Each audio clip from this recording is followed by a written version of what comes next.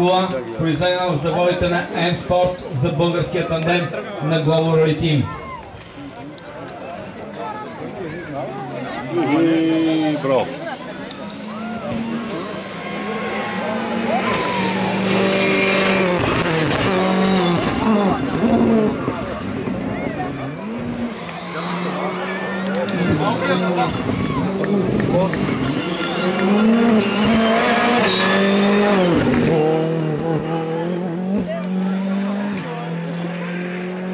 Предполагам всички добре знаете този автомобил с 1,6 литров турбомотор, такъв какъвто имат и автомобилите от WRC, световните рали серии. Дами и господа, за първи път в български пилот такава кола от революционно новата версия R5.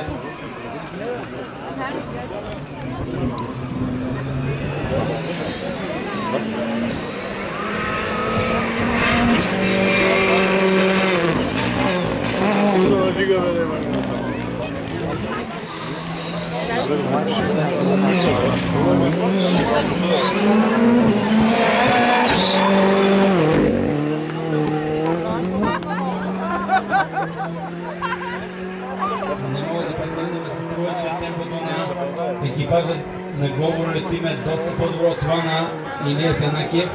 Поне по местото... Гледай излизането от тоне завой къв рясама тая кола, човек. Да видим обаче крайния резултат и след третото завъртане на детелината.